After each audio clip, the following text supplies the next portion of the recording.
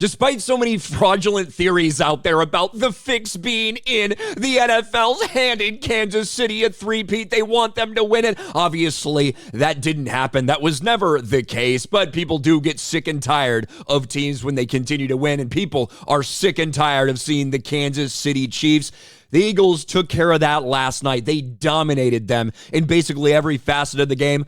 One of the worst games we've seen in Patrick Mahomes' entire career. One of the worst games we've seen, at least in recent memory, from an Andy Reid coach team.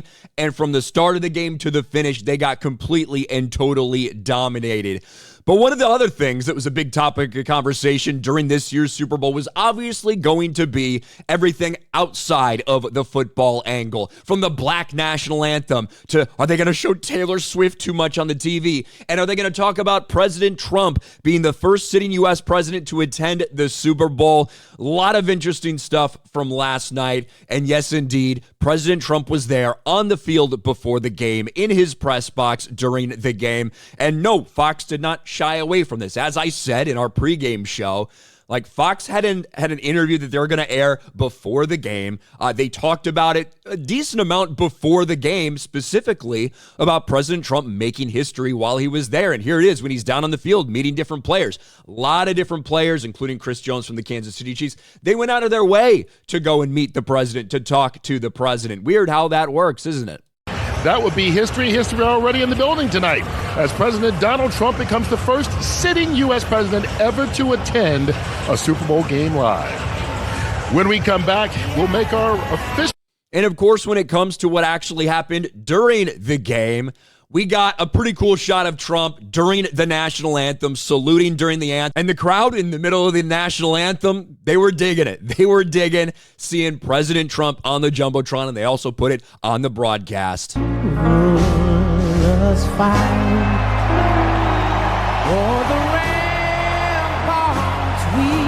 Now, we can't really say the same thing in terms of the crowd reaction to Taylor Swift. Taylor Swift got booed mercilessly at the Super Bowl when they showed her on the Jumbotron. And look, people are sick and tired of the Chiefs. This was a very, I don't know if it was just pro-Eagles crowd or if it was just anti-Chiefs crowd, but it was loud in there when the Chiefs were on offense. And people they were not happy when Taylor Swift got put up on the Jumbotron. We basically got a meme out of it here now. Watch this.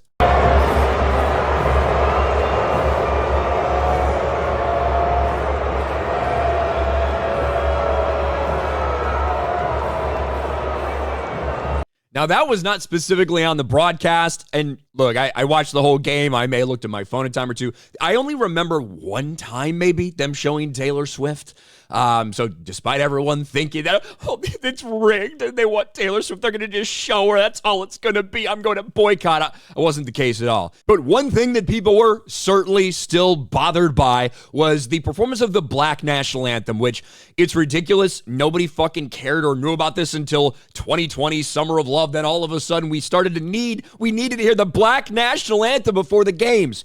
Well, I think the NFL does understand it's unpopular, which is why it shifted from right before the true national anthem. That's when they used to perform it. Now it's like 45 minutes before that. This was performed at like 5:45 or something. The game didn't kick off till 6:40.